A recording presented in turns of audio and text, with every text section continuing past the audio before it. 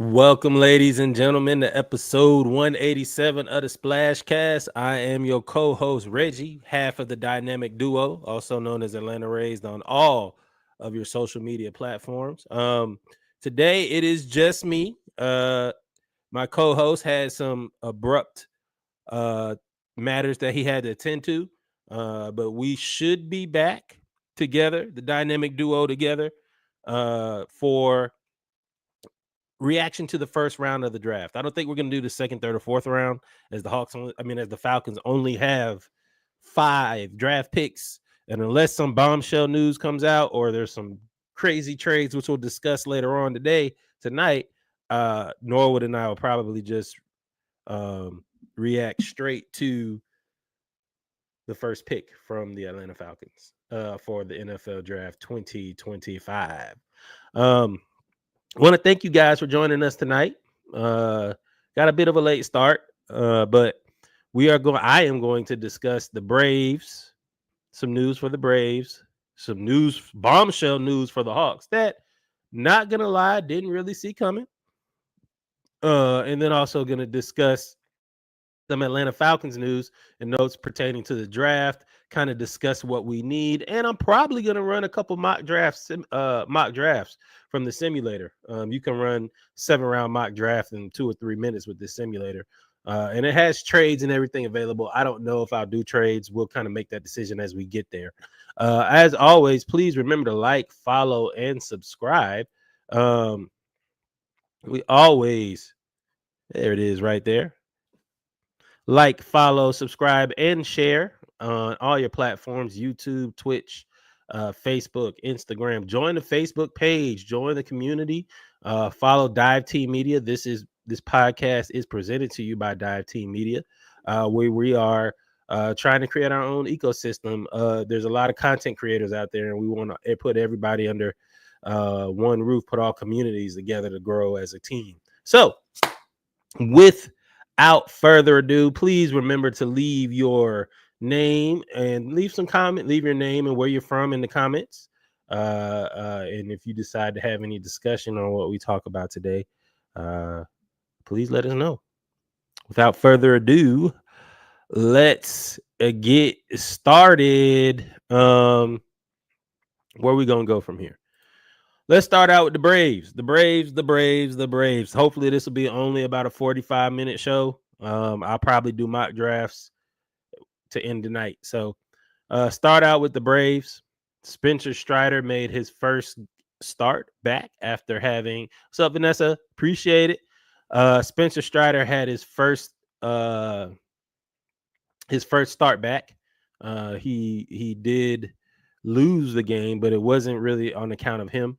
Spencer Strider allowed 1 run or 2 runs and did not get any help, and we lost 3-1, if I'm not mistaken. But that is not the news. The news is Spencer Strider has now, after 1 start, been added to the 15-day DL for hamstring tightness. And of course, everybody and their mama lost their mind when this news came out. Oh, woe is me, the despair. What is happening? I didn't necessarily lose my mind a little bit. It is not encouraging. I'm not gonna lie, it is not encouraging to hear Spencer Strider gets hurt after one start. But he did do a lot of work down in the minors to get ready for this. And hamstring tightness isn't the worst thing, and the 15-day DL backdated 3 days, so it's really just 12 more days. Isn't that long. Now, the Braves did start out 1-9. I think it was like 1-9 and 0-7 or something like that. But we also had one of the toughest schedules, as we've chronicled before here on the Splash Cast. So it's not all doom and gloom. We're still waiting to get Ronald Acuna back. And after starting out 1-9, we are now, with the win tonight over the St. Louis Cardinals, 9-13. So started out 1-9. We are now 8-4. 8-4 in our last 12. So things are looking up. With that being said, I'm not gonna lie to y'all. This has been a rough week for Atlanta sports. Rough week for Atlanta sports. This bad news of Spencer Strider getting hurt along with Profar, getting hurt, then not being hurt, then getting suspended for PEDs. Big Bear Ozuna, of course, he did not make the trip to the Blue Jays because he had some type of hip ailment, if I'm not mistaken. So ever since the 2021 championship year, we haven't had a season where we're fully healthy. I don't know if we messed up the juju. Did we trade all the juju in for the next decade for that championship in 2021? I don't know. Coming from an Atlanta fan, not really mad if we did. We don't really win much around here in terms of championships. So it does suck, but I'm going to be optimistic here. I am going to hope that Spencer Strider, this is just a precaution, that you get hamstring tightness and you're like, you know what, instead of trying to push it, let's go ahead and just give him 2 weeks off, let his body get acclimated to being up in the pros or up in the big leagues again. The travel is different.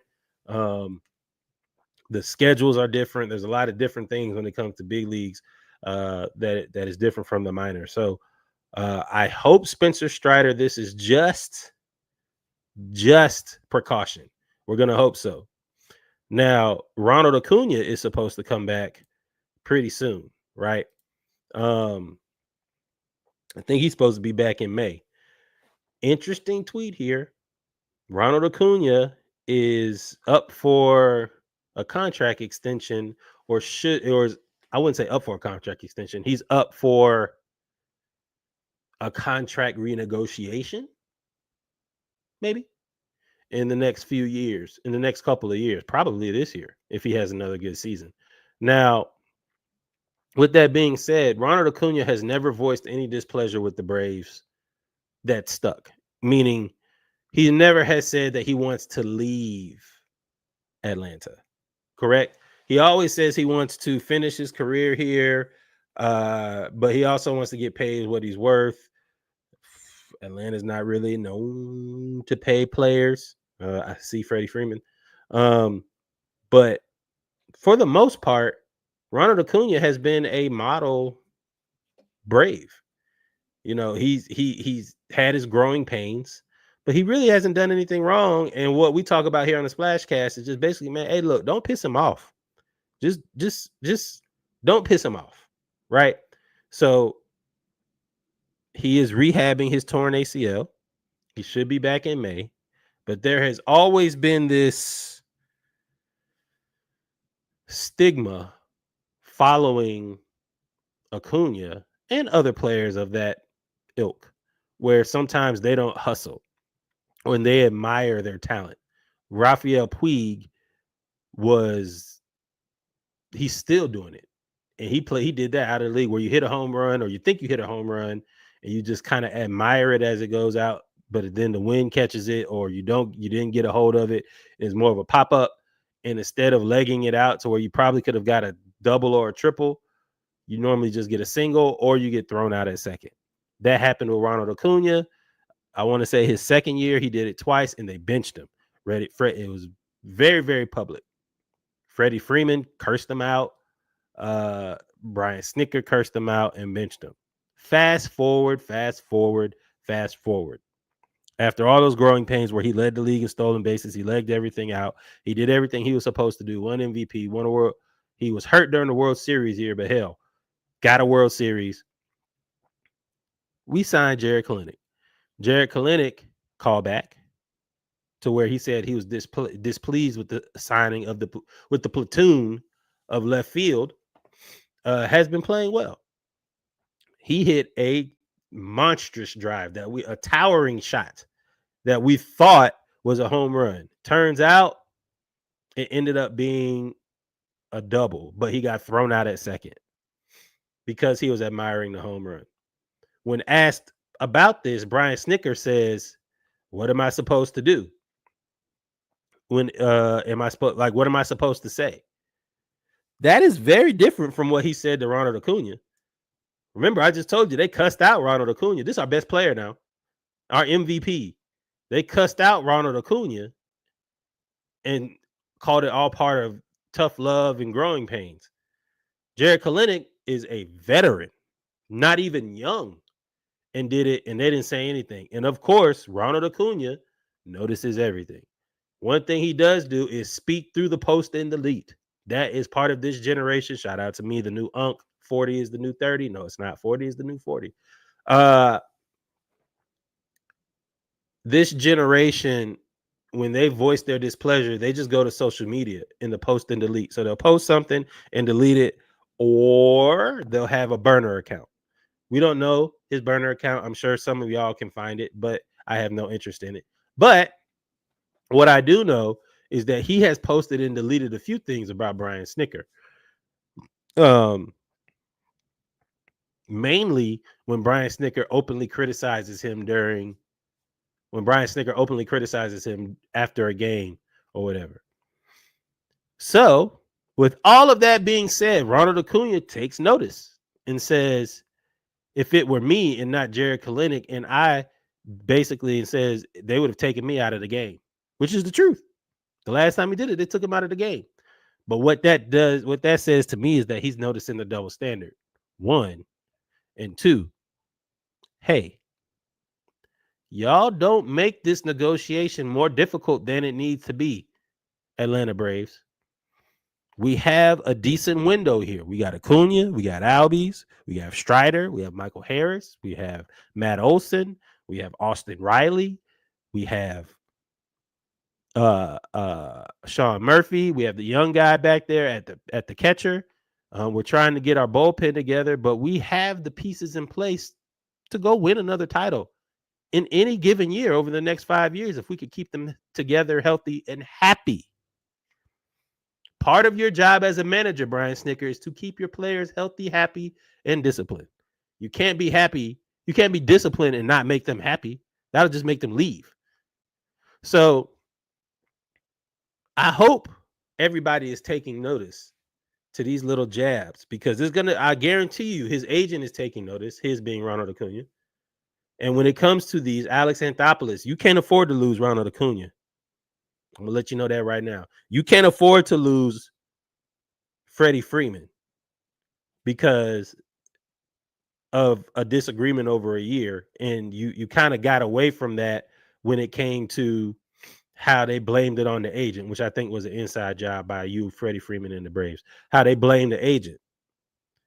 You also lost Max Fried, who, for the most part, was our ace, right? Spencer Strider, Max Fried, they were like 1A and 1B. You lost Charlie Morton. Wasn't really mad at it because he's 49 billion years old, but you still lost Charlie Morton. You lost Dansby Swanson. Too. Let me tell you, you can't lose all of them and then lose Ronald Acuna. You can't.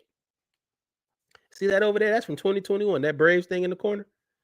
That's from 2021. You lose Ronald Acuna, you would have lost Freddie Freeman, Max Fried, Ronald Acuna,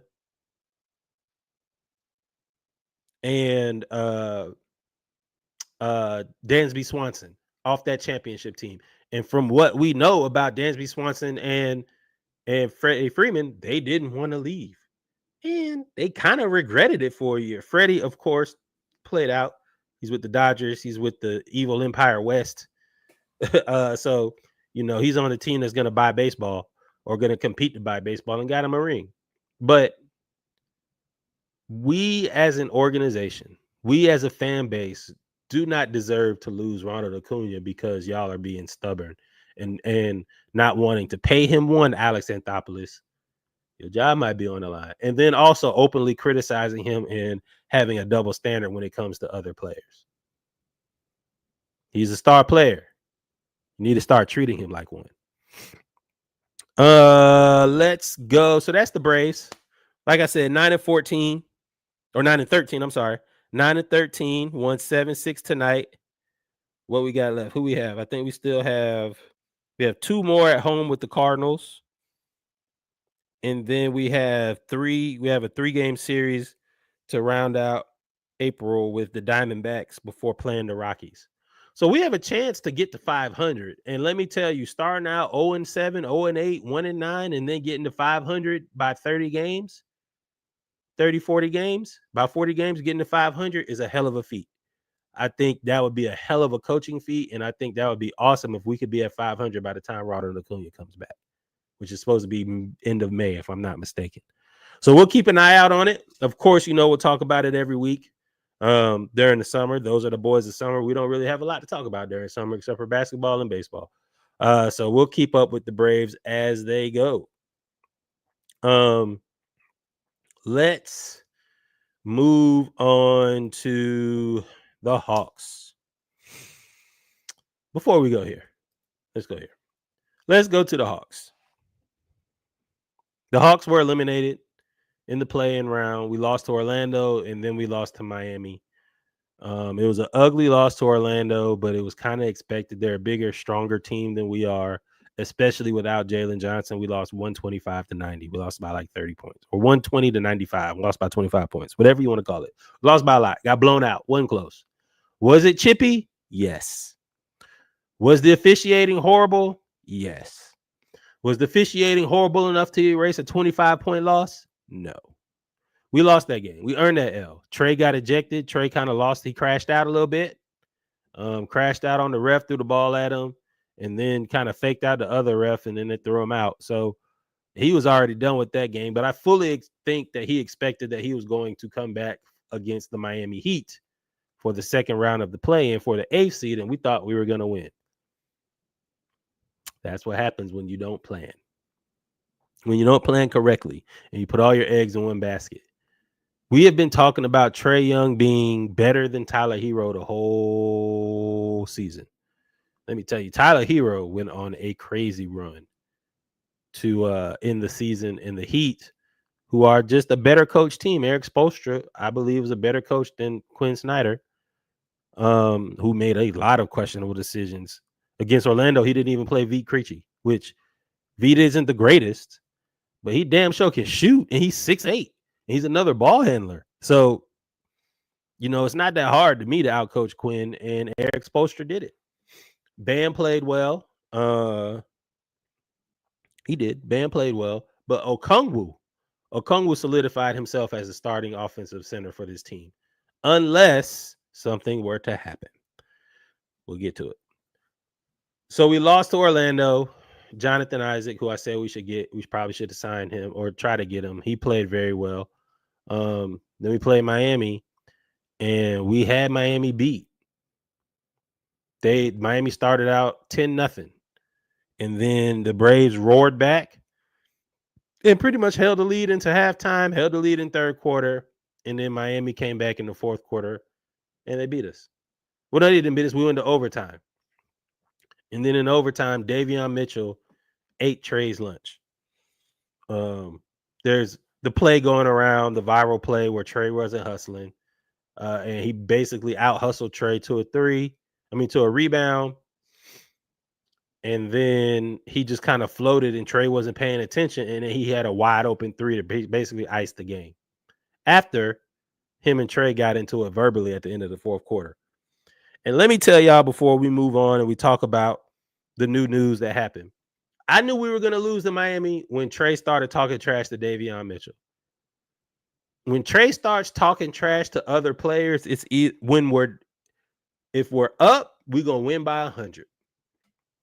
Because he's in his zone and he's scoring. If we're losing or the game is close and we're down in any way and Trey starts talking trash to the players because they start getting in his head, he's probably going to crash out and we're going to lose. And that's exactly what happened. Davion Mitchell got in Trey's head, and they were talking a lot of trash to each other, and Davion Mitchell won that matchup. I saw it coming. Not going to lie to you. He hit those 3 or 4 threes in the fourth quarter, and it was pretty much over at that point. Also, Alonzo Highsmith. I don't. Is Alonzo Highsmith? I don't know if it's Alonzo Highsmith on their team. I don't know why he's good. Andrew Wiggins, we held in check. They couldn't stop Okongwu, but we got beat in overtime. So our season's over with. And then, of course, comes the questions. What are we going to do with Trey? Do you guys think that we'll trade Trey? Norwood and I sat up here last week and said, more than likely they are going to go into next season with this team because you didn't get to have Jalen Johnson fully healthy for the whole year. When Jalen Johnson was healthy, I think we were number 4 or 5 in the East, 6 at worst. We were playing for the 4 through 6 seed. I think that was going to be Detroit. We were in that tier with like Detroit, Indiana, maybe Milwaukee. Detroit, Indiana, and Milwaukee, 3 versus 6. Yeah, we were in that tier. So once we lost Jalen Johnson, that put us firmly in the play-in. So I didn't think that the Hawks, I didn't think the Hawks were going to blow it up. I thought we had one more year to figure out what we were going to do, or at least get to the All-Star game. Because one, we got to sign Trey. Trey's eligible for an extension. So if he's eligible for an extension, the unwritten rule when it comes to contract negotiation is you sign the player as soon as they're eligible for an extension. If he's eligible for an extension and he does not sign the contract extension, that means they're probably either shopping around or they don't know if they're committed to the organization. And once that news gets out and it plays long, then the other teams kind of know that they're not committed to that star isn't committed to the organization, and it can affect the transactions that come behind that of trading the player or trying to get whatever, right? So we assume that you had at least until All-Star break because everybody will be healthy. And then this bombshell happens. The Hawks have fired general manager Landry Fields, which is wildly surprising. And I'm not going to even lie to you and say that I was a big fan of Landry Fields at first, especially when he became the GM and traded for DeJounte Murray and traded those 3 first-round picks. I can't say that I was super enthused. I like DeJounte Murray, but I didn't know how that was going to work with Trey. We hoped, wish, and prayed that Trey would play off the ball and be more like a Steph Curry, and DeJounte could be a guard version of basically Draymond and direct the defense, take the defense's best guard, hide Trey, etc. on defense. And it just didn't work out. Trey doesn't really play well off the ball. He kind of sits, floats, and wanders. And DeJounte, for all intents and purposes, showed that he can lead the team, but he's also injury prone. So with that being said, the moves that Landry Fields made after the DeJounte trade, or even in the DeJounte trade, getting Dyson Daniels, drafting Zachary Richichet, getting DeAndre Hunter off the books. I did not like the trade, but Karis LeVert played well. The minivan, George Yang, he was okay. He shouldn't have taken that last shot against Miami. That pretty much sealed it. He got ahead of his skis a little bit, but it is what it is. And then we just found other players to kind of like plug and play in the lineup because we were so injured. So we did what we could with what we had. With that being said, to find out that he's fired, he gets to this point and is just let go because we didn't win in the play-in. Oh, and he didn't draft Jalen Johnson, but he re-signed Jalen Johnson for a reasonable contract. With that being said, for him to be fired right after the season is beyond astonishing. I thought he pretty much put together our starting 5. And he just needed to build out the bench. Mind you, he drafted Mo Gay, who has played well and took a big jump this year. He drafted Kobe Buffkin. We don't know how that's going to end up. If Kobe ever gets healthy, he can develop. But at this point, you're at the kind of the fork in the road with him. Do you punt or are you bullish? We don't know. But we can say without a doubt that he is definitely in place to continue the build, and not even a build, continue to build the Hawks to get out of purgatory. We're a purgatory team. We're always mid. We're before we get the first round pick in Ricochet when there's not like a generational first round pick. We like Ricochet. Probably should be player of the rookie of the year if he had done that in any point in the first half of the season. But he looks like he's going to be a solid pick. But most of the time, the Hawks don't really get lottery picks that high. We're always a mid team. Too good to rebuild, too bad to make a difference. As my co-host says, if you were going to do all of this, you could have kept Travis Schlink. But I don't think Trey and Travis Schlink were going to get along. I am interested for those that are watching. Since Landry Fields is now fired, and we'll get to what the wrestler family and the owners are going to do in terms of trying to find a general manager and president of basketball operations. What do you think this means for Trey? Do you think this was a move to keep Trey, or do you think this was a move towards a rebuild? And do you think that Trey is probably going to end up getting sent somewhere else? Let me know in the comments. I personally think you're going to lose Trey. Here's why. And Norwood said this today, and he kind of echoed my sentiments. Trey is now two coaches in. Lloyd Pierce didn't get along with him. Lloyd didn't get along with any young players. Cool. Get rid of him. Have Nate McMillan, who was the interim, but you played well enough under him to make it to the NBA Eastern Conference Finals, and you're basically a referee's shoe away from making it to the finals against the Phoenix Suns. Cool. You then get also with Travis Schlink, who said, everybody could be up for trading Trey. I think Travis Schlink unofficially, or it was rumored that he said we should trade Trey. Or we should look at trading Trey. And they made that decision. They fired him. So now you're two coaches. And I believe Danny Ferry was before Travis Schlink, if I'm not mistaken. And you're two coaches and you're two GMs in.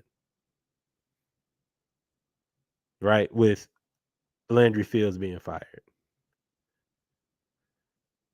If you keep him, you are basically saying that Trey Young is more valuable than any coach or any front office person that you bring in. And I'm not sure if that's the message that the wrestler family and the owners want to send. If you send that message,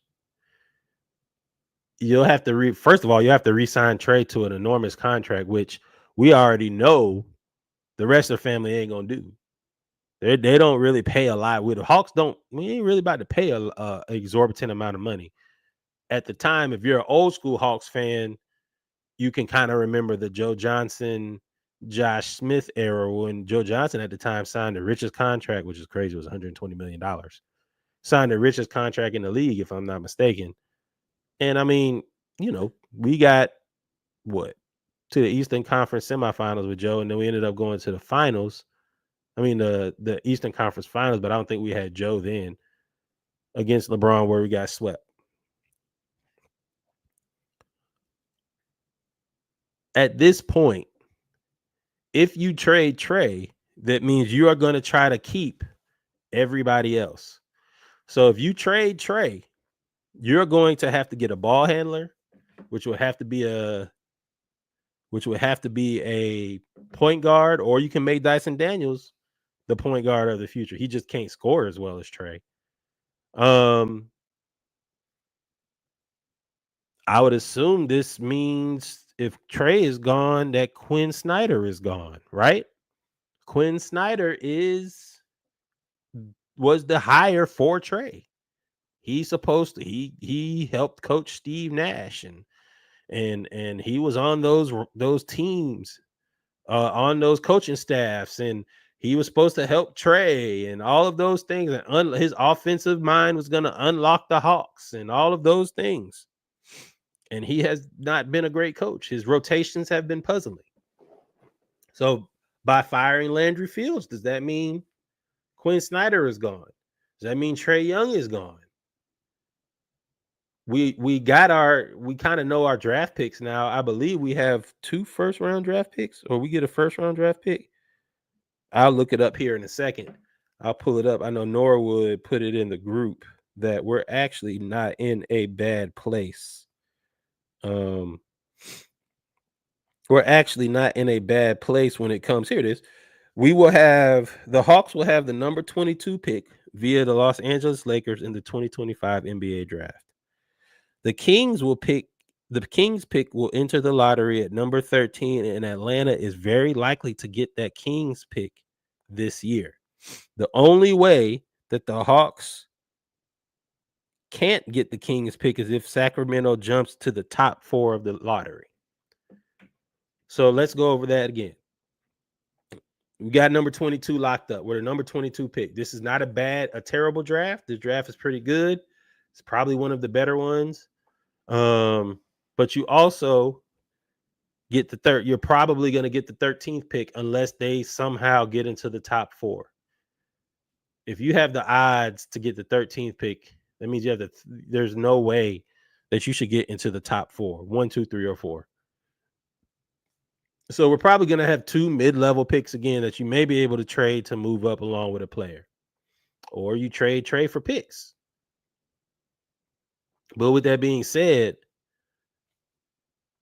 back to this Landry Fields firing, I astonished. And I don't know what it means. Now, the Hawks did release a statement that said, we have announced that we will begin the search for a president of basketball operations and have hired Sportsology Group, a leading provider of strategic advisory and operational support in the sports industry, to direct the process. Basically, HR. Sportsology is HR, and they're going to lead the initiative to find a suitable replacement at a general manager. So what's interesting for me is I did not know that the Hawks combined president of basketball operations and general manager into one duty. I thought that was 2 people, kind of like football, president and then general manager. The fact that they're now stripping that of one person and making it 2 positions is interesting. And then they announced, of course, we have relieved Landry Fields of his duty, and Ansi Salah has been promoted to general manager. I looked up Ansi Salah, and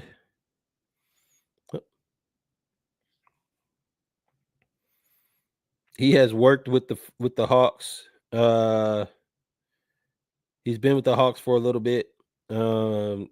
Really hadn't heard of him. He joined the Hawks a year after 3 seasons with Golden State Warriors, his time there ending with him holding the roles of vice president of basketball strategy and team council. He spent 5 years before joining the Warriors with the San Antonio Spurs and was the team's director of strategy and process. So he track record working with the Warriors, always going to be good because you worked with Steph. You're always viewed as somebody who knows what they're doing. Steph has gotten a lot of people hired. I think Travis Schlink came from the Warriors, if I'm not mistaken. So maybe we regret the Travis Schlink firing, and we're trying to go back and get somebody that has similar ties to the Spurs and to the Warriors. That's what it sounds like to me. Of course, I'm just spitballing. This literally came out today. It's 10:15 on the 21st of April as we're taping this, and that's the only thing. I think we regret getting rid of Travis Schlink. It's kind of like, you were right type thing. And then we also regret not entertaining trading Trey. And now, more than likely, we're going to trade him. Luckily for us, if I'm right and we do trade Trey, his value is as high as it possibly could be. Oh, let's ask one more thing about Landry Fields. One more thing. Zachary Ricochet, Dyson Daniels, Onyeka Okongwu. Zachary Ricochet is going to be a finalist or is a finalist for Rookie of the Year. Jalen Johnson, you didn't draft him, but you did make moves that allowed him to get the most out of his talent. Was a sure lock for most improved player of the year this year. Sure lock before he got hurt. Jalen Johnson, I go to my grave saying that this year. He was most improved player. Defensive player of the year in Dyson Daniels, or candidate. Defensive player of the year candidate in Dyson Daniels. Most improved player of the year candidate, Dyson Daniels. You traded for. He did a lot of good things. Trae Young, you built around him and allowed him to flourish to the point where he averaged or led the league in assists for the last 3 years and averaged almost 12 assists this year. He did a lot of good things. I guess it just wasn't enough. At the end of the day, the pressure to be good and do and keep your star players or build a championship, the window, you don't get 4, 5, 6 years anymore. You don't get that anymore. You get 1, 2, 3. You get 3 years, maybe 4. Landry Fields lands on his feet, though. A lot of people didn't even know he was our general manager. Funny story about that. While we're talking about it, another person expected to leave the Hawks, Clint Capella. Writing was on the wall. Anytime a player is healthy scratch to an extended period of time out because of an injury, but they look fine on the bench, you kind of knew what was on the way. Plus, he lost his starting job to Onyeka Okongwu, and even he did lose a starting job. There were a lot of teams circling the wagons for him. I like Capella coming off the bench. He gives us the length at 6'10", 6'11" that we don't have with Okongwu. Now, Okongwu's more athletic. He shoots better. He's better touch around the rim. He does everything better except for being tall than Clint Capella. But Clint Capella did give us the option at that size. He had kind of turned into our Mitchell Robinson, if that makes sense. Now, Mitchell Robinson really ain't that great, but let New York fans tell you he's the greatest thing since sliced bread because he plays defense. Same thing with Clint Capella. Clint Capella plays defense, but he can't do nothing else. And I think we had gotten to the point where we were so frustrated with the fact we don't mind. And I was very, very observant of this, and I was very vocal about it. We don't mind you missing free throws. We don't mind you not shooting threes. But what we do mind is that you miss all the layups and bunnies around the rim. That is awful. We overlooked it because you led the league in rebounds for like 2 years. You were so good. But, man, you can't be hurt and missing layups all the time and then be bad at free throws. Come on, man. You can't do it. And the fact that our offense opened up so much with Okongwu, who's willing to at least shoot the corner three and shoot the top of the key three and actually getting pretty good at it towards the end of the year, kind of made Capella indispensable. I expect for us to address this in the draft, but we can't even really talk about the draft with the Hawks, because we don't know who our president of basketball operations is going to be. I wonder if they bring back Schlink. That would be hilarious. If they bring back Schlink as president of basketball operations and we keep the person, Salah, forgive me if I pronounce it wrong, Saleh, Saleh. He becomes GM and they both have ties to the Warriors. That would be interesting, which definitely means Trae was out of there. But to sum all that up, I think Trae is gone. I think Capella is gone, as we just talked about it. And I think Quinn Snyder is gone. And we'll figure it out from there. But y'all stay tuned. We'll figure it out. Let's do this. Let's take a break. I'm going to go fix a beverage. We'll be right back with the Falcons. So, y'all go get a beverage. We'll be right back with the Falcons. We're going to talk about latest on Kirk Cousins. Jalen Ramsey sighting, and then we're gonna talk about the draft and kind of do a couple mock drafts through the mock draft simulator. Y'all go get y'all beverage. Remember, always like, follow, and subscribe. Tell a friend, Dive Team Media, as well as the Splashcast. Again, we'll be right back.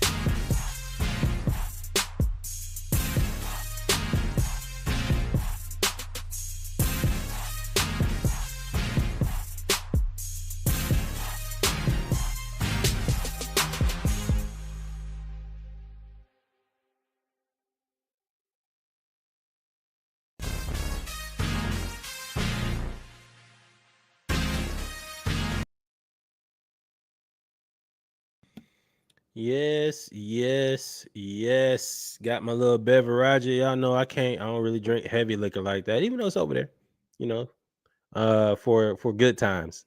We don't drink when we sorry or we're sad right now. In the state of the Atlanta Falcons, man, Atlanta Braves, Atlanta Hawks. It's tough right now to be an Atlanta fan. But nothing we ain't been through. Nothing we haven't been through. We've been here before. We'll persevere. With that being said, we are back to talk about the draft. Atlanta Falcons. It is this week, what I call the week of hope. Every team gets to start over. We've passed free agency, kind of, sort of. We'll get into it. We are now focused on drafts, mock drafts, combine, all of those things. And of course, we couldn't get to Thursday, or was it Thursday or Friday? We couldn't get to Friday for the draft without at least discussing what the Falcons got going on, man. So without further ado, let's get into it. So the Atlanta Falcons, man, the Atlanta Falcons have 3 draft picks, of course. Let me go ahead and not see that. The Atlanta Falcons have 5 draft picks. This is a pivotal year for us. Falcons have had what? 7 straight losing seasons. Am I reading that right? 7 straight losing seasons. Terry Fontenot, who showed so much promise as a general manager coming in, his job security doesn't look great. Looks like he has to win. Raheem Morris, second year coach, but with an epic collapse in the first year. That we didn't make the playoffs after we had basically this was our division to take. Terry Fontenot signing Kirk Cousins to that massive contract only for Kirk Cousins' arm to fall off. And we don't have to get into the reasons and all of those things when it comes to, did Kirk lie about being hurt? Did we play him unbeknownst or whatever? And you drafted Michael Penix when you could have gotten drafted Michael Penix when we could have addressed other needs. Now that may pay off with this whole Kirk Cousins thing, but you being Terry Fontenot, put yourself in between a rock and a hard spot because you basically have to bat 1,000 to keep your job. Batting 1,000 is having a good draft. Michael Penix not going into I don't even want to call it a sophomore slump because he only played like 4 seasons, but not going into a sophomore slump. Continuing to feed Bijan, figuring out what you're going to do with Algier, rebuilding the defense. You lost Grady Jarrett, who is the pillar of our football team. or the pillar of our organization. You're not in good standings with Julio Jones. He doesn't, and that's not anything to do with you, but that's just part of the regime.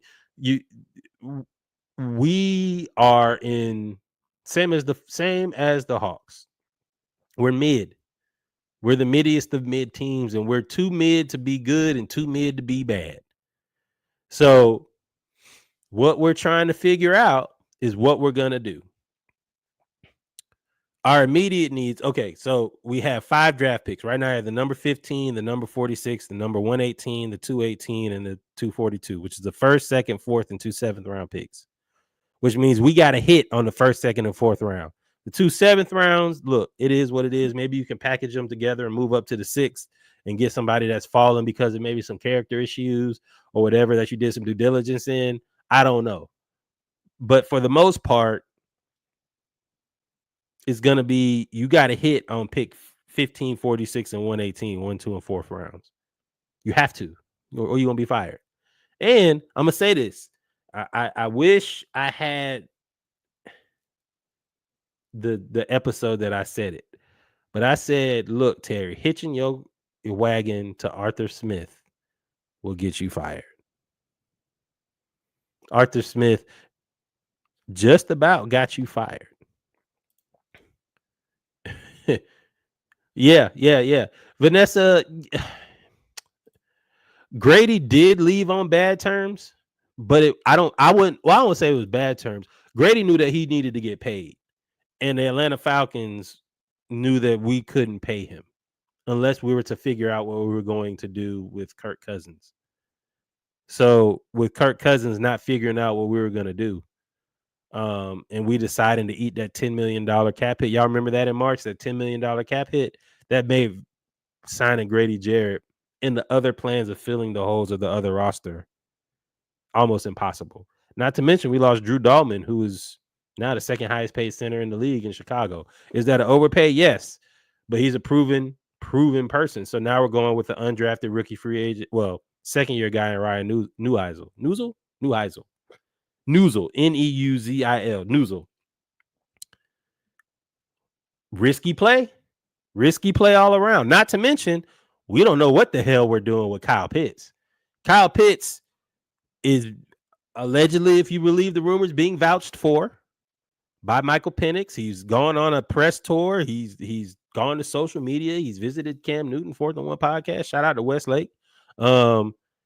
He has basically, he's announcing himself that this is the year. He's got to go for it. And he's got to prove that he is what we thought he was. Let me tell you, going on a press tour to say what you're going to do, risky. I put up a picture or a post and I kind of laughed at it because it aged like milk. It was the Pivot podcast. Shout out to those guys. They had Chase Claypool on there. Chase Claypool said he knows for a fact that he's a top 5 wide receiver. He knows for a fact. Started naming names. Pac-Man was on there. Westlake again. Pac-Man was on there that episode. All of those. Chase, that take by him aged like warm milk on a Miami summer day.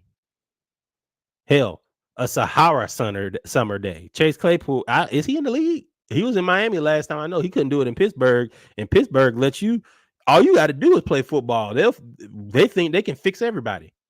He couldn't do it. So, Kyle Pitts, don't end up like Chase Claypool. If you're going to put all of that out there, you better back it up.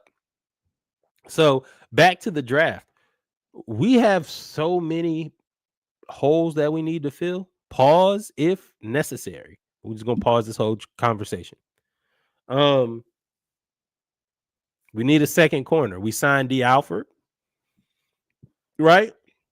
We signed Mike Hughes. We have Clark Phillips. Puzzling. Why? Raheem Morris came out and said, we're going to give Clark Phillips a run at the nickelback, and we're going to run Mike Hughes back at corner number 2. I have been vocally against that, loudly against running Mike Hughes as the number 2 corner. We have to sign somebody else or draft somebody. We need to do something. He either needs to be the nickelback or a placeholder. I think we have 3 decent nickelbacks. and we have no number 2 corner. We got D. Alford, Clark Phillips, Mike Hughes. I think those are 3 really good nickel backs / like your safety type guys. I think Mike Hughes could play safety or like the dime back. And I think if the team were to have like, kind of short shifty receivers or good slot guys, I think we can match up with them pretty well. I do not think that we have a number 2 cornerback, or you can say we don't have a number 1 cornerback and AJ Terrell could be the number 2 cornerback. I think it's really difficult to get a cornerback better than AJ Terrell at a price point that we can afford. So I definitely think we need a number 2 cornerback. But all of that doesn't matter till we figure out, Terry, what we going to do with Kirk. So the question is, and it's come out that, we ate that $10 million for Kirk, and we was trying to figure out what we're going to do. The Browns have been linked to Kirk. Every team that needs a quarterback basically is linked to Kirk Cousins. The thing is, and there's a lot of words for those that are watching, there's a lot of words here that says Kirk Cousins and the Falcons. Kirk Cousins has already said I think he has a no trade clause. Has already said he's not going to waive his no trade clause until after the first round or after the first round of the NBA draft. That is unofficial. But the movements and everything tied to, the movement and everything tied to that post has pretty much cooperated it, right? So Kirk Cousins says he's not doing anything till after the draft. He doesn't want to get bamboozled by another team. Cool. But that puts the Falcons in a point where you have to kind of dig your heels in and say, okay, well, we're not going to make a move. Mind you, Kirk allegedly went to the Falcons brass when he talked with Arthur Smith and general manager Terry Fontenot and basically said, hey, please release me. And then he was going to go with Kevin Stefanski in Cleveland. The thing about releasing you is that the Falcons get nothing. We just have to eat the cap, which is $45 million next year. Plus, we don't get a draft pick, and we only have 5 draft picks. And while it does look bad and you do look crazy and you do look insane for having a $45 million backup quarterback, if I'm not getting nothing back from him, I'm having a $45 million backup quarterback. If I'm going to have to pay the $45 million, whether you here or not, then you just going to have to be mad, big dog. You have to figure it out. Actually, you're not going to. We've already figured it out. You're going to be here. Now, whether you show up to voluntary practices and all of those things, we know you're not going to be there. We ain't worried about that. Raheem joked about it. We know you're not going to be there. But at the end of the day, if you don't show up to mandatory workouts and minicamp, we will fine you. Now, we did sign Easton Stick this year. I think he is replacing the Chris Sims off-season quarterback fill-in, but basically you play for the preseason, get paid $150,000, $200,000, and you dip out. I think Easton Stick is probably going to leave, or they may sign him as the backup. But we got to figure out what we're going to do with Kirk Cousins. Allegedly, we're telling teams that we want, in addition to picks, that they must pay $20 million of the $45 million guaranteed on Kirk Cousins' remaining contract. So basically, we are trying to say you will pay half. You will pay half of what his contract is next year, and you're going to give us a pick. Which, if we weren't in this position, isn't really a bad take. If I'm Cleveland, I think Cleveland has like 11 picks this year or 10 picks this year. I look at it. Even if you draft Shador or Jackson Dart, you could still have Kirk there. I don't think either one of those guys are ready to start yet, although I do like Shador. I think he's getting a raw deal in the media because he is Deion's son. But this isn't an overwhelmingly a great quarterback draft. So I do think, yeah, Kirk is going to have to get over it if we can't get anything. I do think that there are teams that are calling about Kirk. A lot of people are saying, it's conflicting reports. But I do think that we're going to end up getting like a 3rd through 5th round pick for Kirk, and somebody's going to take that 20-25 million. If somebody takes that $20 to $25 million and we get a 3rd round pick for Kirk, where do we sign? Do you need him there in the morning, first class, business class, coach, or freight? Don't matter. He just got to get the hell out of here. If you take on that money, you can go. Now, there's also been other news where we're kind of talking about, it's almost like paying you to leave type thing, giving Kirk away and swapping like 6 5th round picks or something like that. But if it were me, the only way that I give away a pick that's, reasonable, i.e. a 5th round next year or something like that, is if you take Kirk this year and take up all $45 million. I don't want to pick or nothing. If you take Kirk and you trade me a 7th round pick, the lower the pick, the higher the money, the higher the amount of money you're got to be willing to take on. You give me a 7th rounder, you add 45 million. You take 45 million, I'll take a 7th rounder. 40 million, 35, maybe a 6th rounder. 25, maybe a 5th rounder. You want me to take on 25? You want me to take on 30? You want to give me maybe a 3rd rounder. You want me to take on the whole contract? You got to give me a 1st rounder, which you're not going to give away for Kirk. So it's all about negotiation, right? So I think that they're playing hardball. Interesting that the Vikings are still there. The Steelers are being held hostage by Aaron Rodgers. The Browns are there. Hell, I think the Raiders are there. New York has basically built the middiest of mid right now in terms of quarterback rooms. The Jets have Justin Fields. They're going to test that one out. It's basically a game of chicken now, guys. Let me know in the comments, do you think where does Kirk end up? I'm going to go ahead and say we get it done. We get a 5th round pick for Kirk. The other team trading for him, hopefully the Browns, take on the $20 to $30 million, and we get $25 to $30 million, $25 million of cap space. We get $25 million of cap space. We can sign a corner. How do y'all feel? Let us know in the comments. How do y'all feel about Jalen Ramsey? I've always been a fan of Jalen Ramsey. I'm always a fan of bigger cornerbacks, 6'1", 6'2", because it's just very difficult to kind of move them off their point. Unless, you got a dog and you're like Pac-Man. Pac-Man's what, 5'9", 5'10", but he ran a 4'4" now, if I'm not mistaken. He's like 40. I'm 40, so he's 42. So, a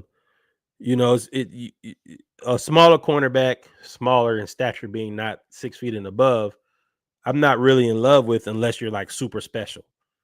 Jalen Ramsey at 6 feet, even though he is 30 years old, as a number 2 would be interesting. I think Jalen Ramsey can still guard your number 2s, unless you're Cincinnati, which is now that's difficult. That's T. Higgins, that's Jamar Chase, that's that team. But not many teams have 2 really, really good receivers like that. You got the Eagles, Cincinnati,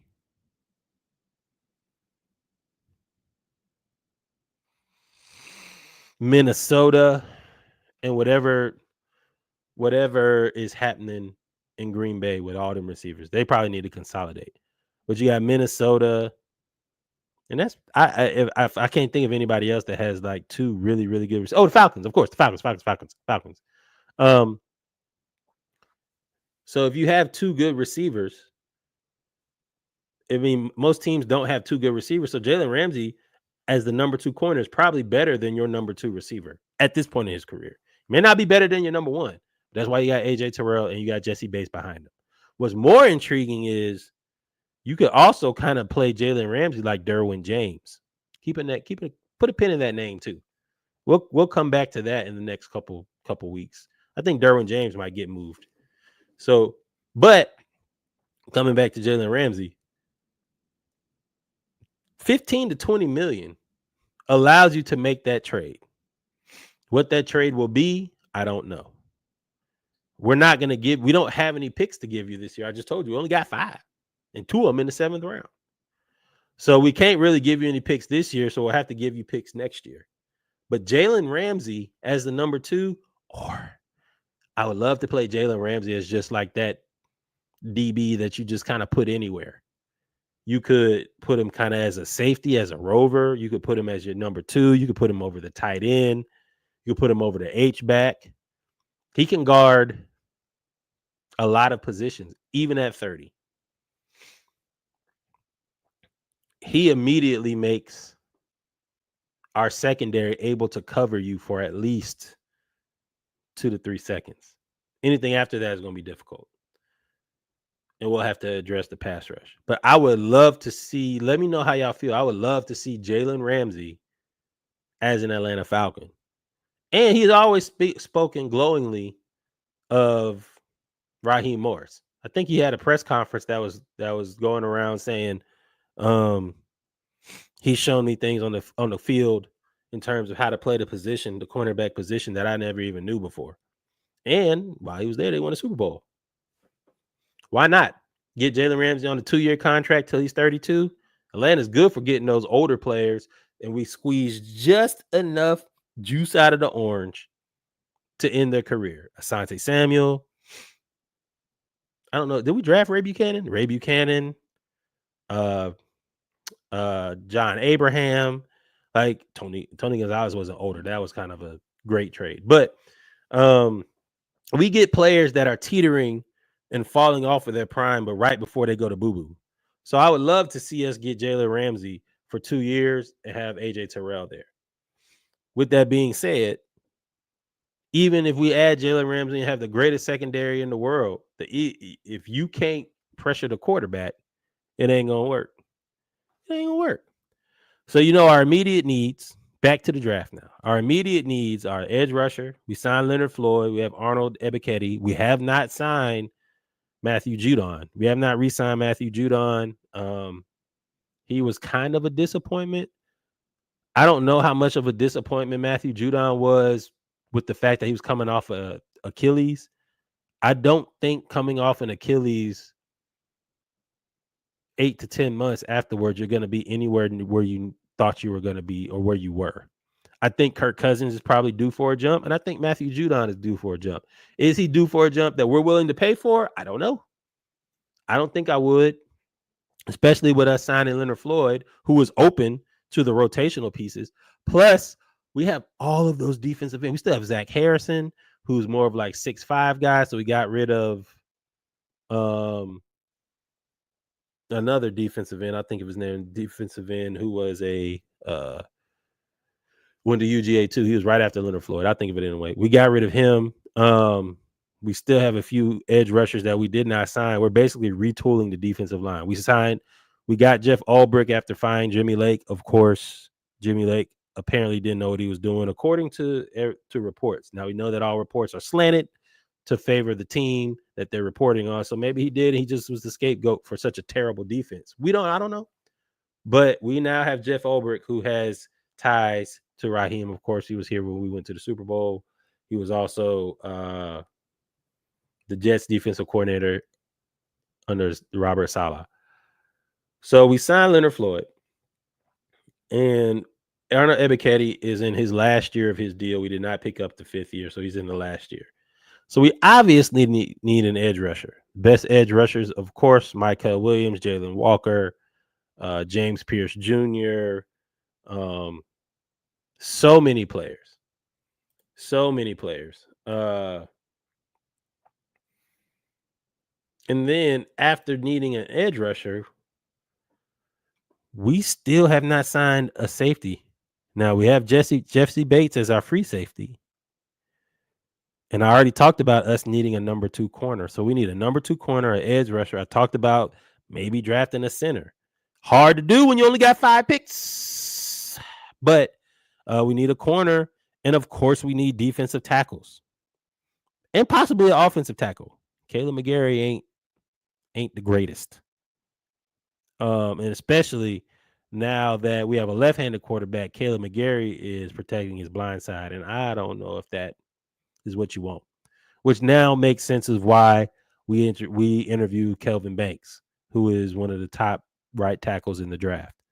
But immediate needs, if I had to pick somebody, if I had to pick position by position, first round edge, second round corner, fourth round center, either safety or linebacker.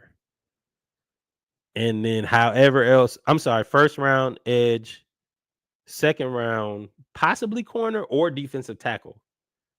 And then fourth round would probably be your corner because I think the cornerbacks may slide. And then seventh round, I don't know. Don't matter. It does matter, but I don't know who we pick in the seventh round is going to make an immediate impact unless they can just, stop the run or something. So we have interviewed. We famously talked about the Falcons not interviewing any play. I knew you were going to say something about Caleb McGarry. Caleb McGarry is awful. He's not awful. He's just not good. He's mid. Froze a little bit. But we back, though. We'll be back. So we also we did our top 30 visits. Interesting was Isaiah Bond, who was a top 30 player, top 30 visit. You only get 30 visits for draft prospects, right? You only get 30 visits.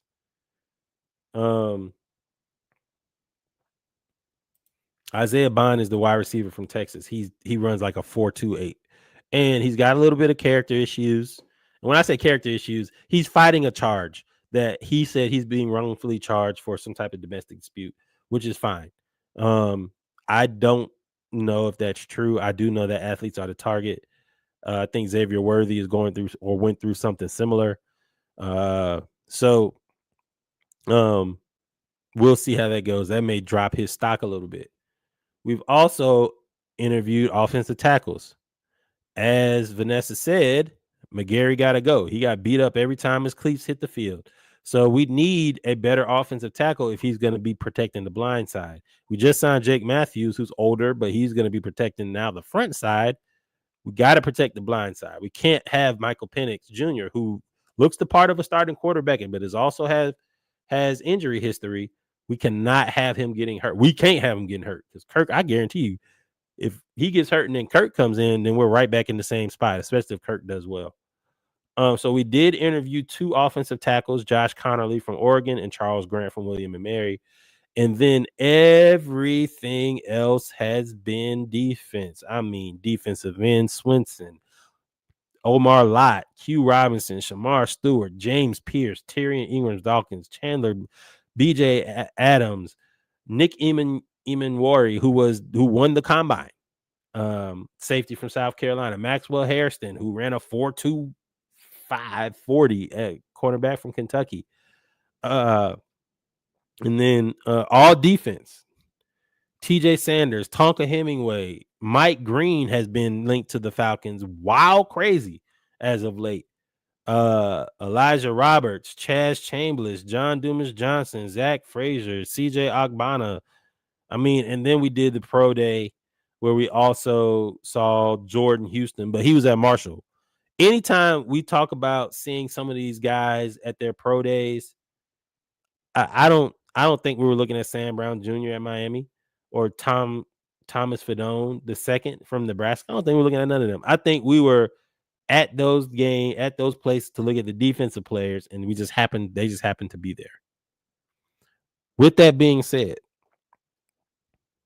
I told y'all 2 weeks ago a report came out that we looked at Kelvin Banks, and I told y'all I would be upset about that. I still would be upset about that if we used the 15 pick on him, but I would understand it.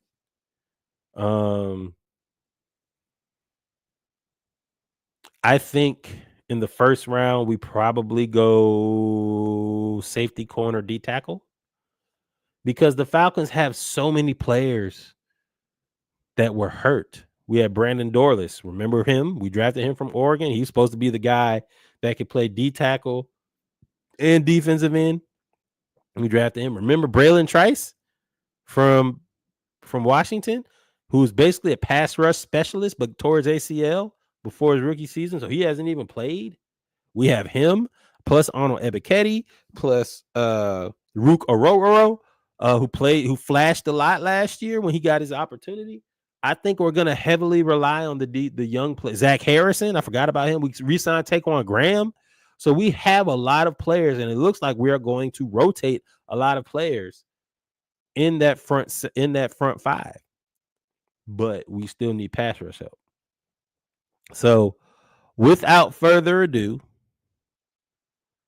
let's see if we can run a couple mock drafts and hopefully this stuff works. Share screen. And all I want to do is just see where we go. So we'll run these mock drafts. And for those that are going to be in the audio experience, this will probably be cut out just because you can't really talk it. But I'm going to talk about it now. We're using Pro Football and Sports Network because they have the 7-round format, and you can make it a fast mock draft, and you can do the Falcons, or you can do all the teams, and you can do multiplayer. We were good. We had our mock draft here when we had multiple players, multiple people last year. Next year we'll probably do something similar. But for now, I'm just gonna run it with the Falcons. Y'all are welcome to stay. I appreciate you. Like, follow, subscribe, tune in. Make sure you tell a friend, and let me know what you think. So let's get started. As you can see, Cam Ward, Abdul Carter, Travis Hunter, and Tet go first 4. Not surprised. I have heard that Shedeur Sanders is now falling to around 9. If he's not at 9, then it may be second round before you see him. Somebody trades up to get him. But let's see how this goes before it gets to us.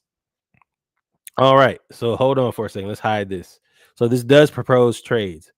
So in this scenario, Cam Ward went first. Abdul Carter, Travis Hunter, Tet, Will Campbell, Will Johnson to the Raiders, which is interesting.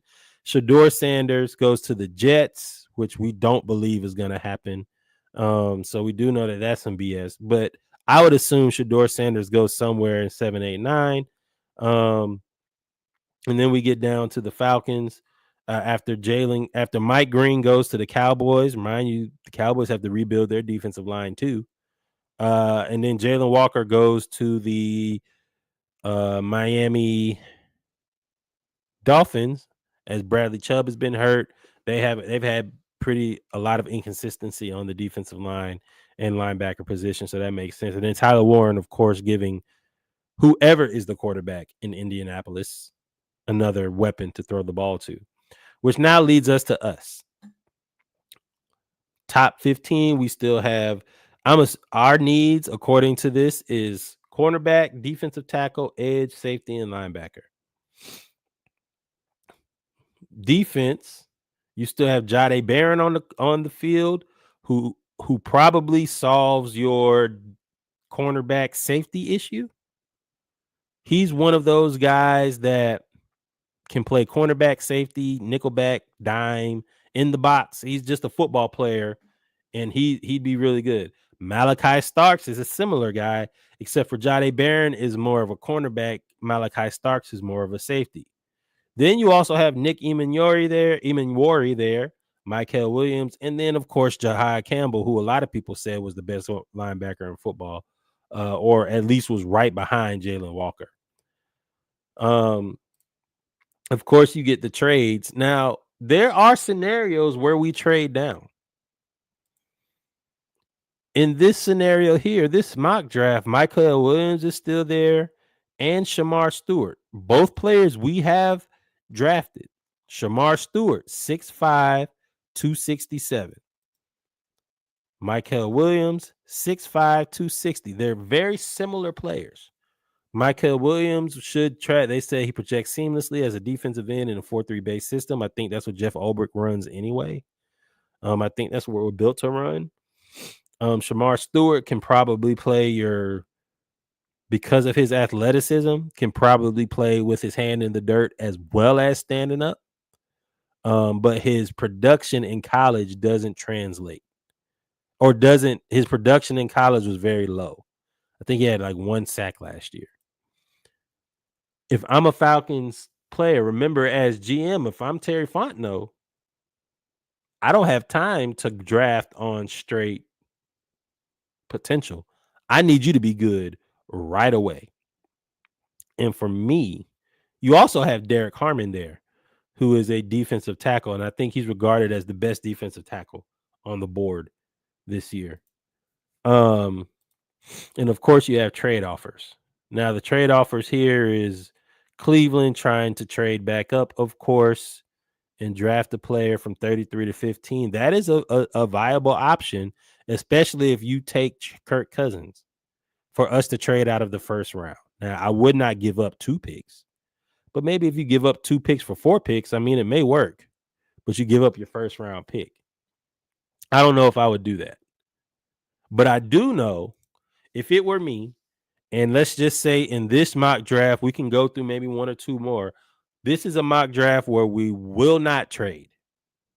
We're just going to go with the 5 picks.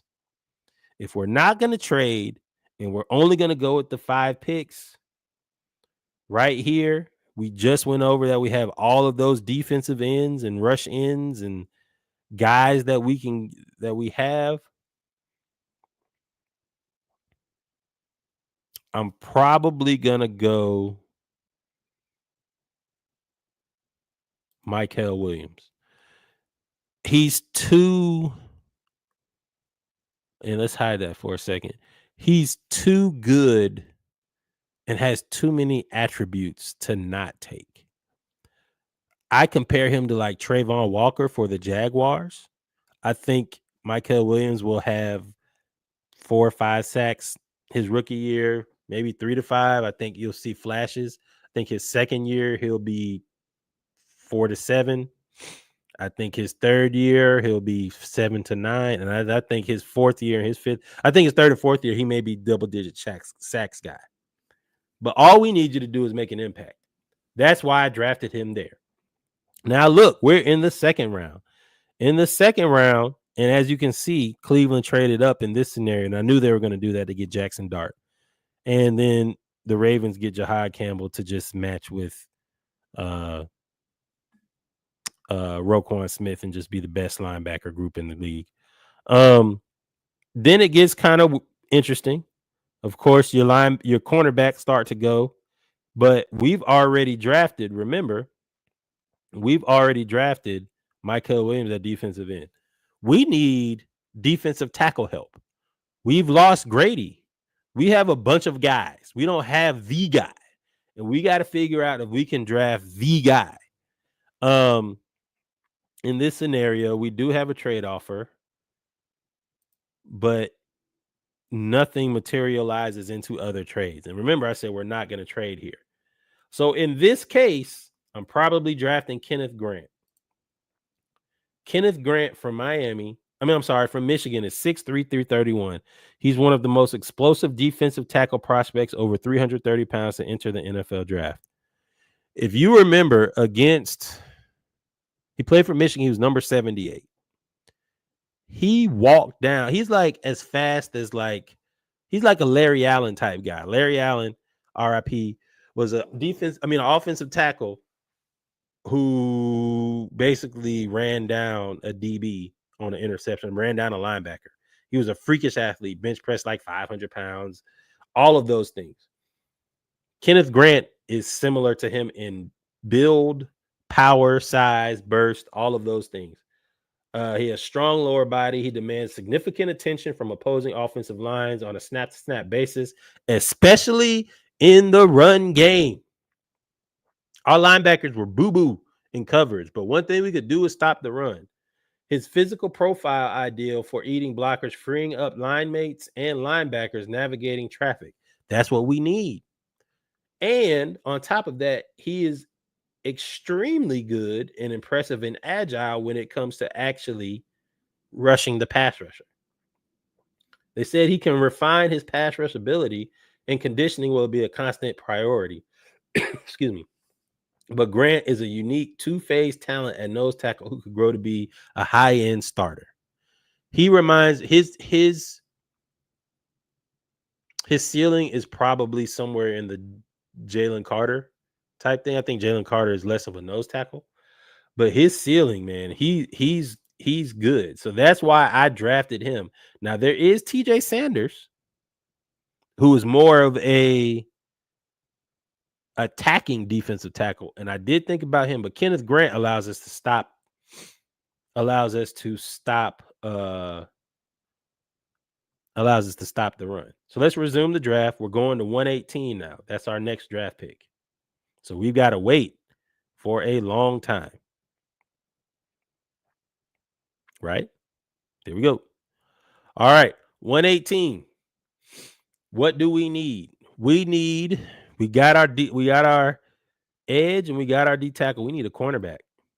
If I'm here, I've been looking at Jordan Hancock for a while. Jordan Hancock for a while. 4'4", 240, 6 feet, 32-inch arms, and he has a 42-inch vertical. Played really, really well. At safety, you have Malachi Moore, Craig Woodson. And then at linebacker, you have Teddy Buchanan. All three we need, and we only have one pick for all three.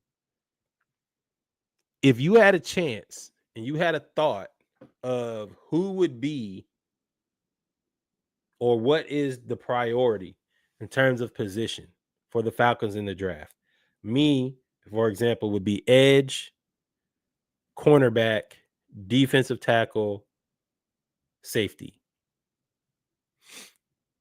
Would you characterize, what would yours be?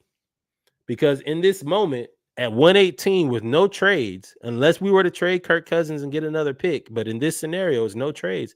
This is your last real pick because you're not going to get anything in the 7th round other than players that you know about. So you have safety, and then Jalen Reed was a guy that I know they interviewed. That's a person we haven't gone to. You could go D tackle again, but I don't really like any of those prospects. Jordan Phillips, I think he's 6 feet, 6'1". You know, Jamari Caldwell from Oregon doesn't really shed blocks well. I've read that multiple times.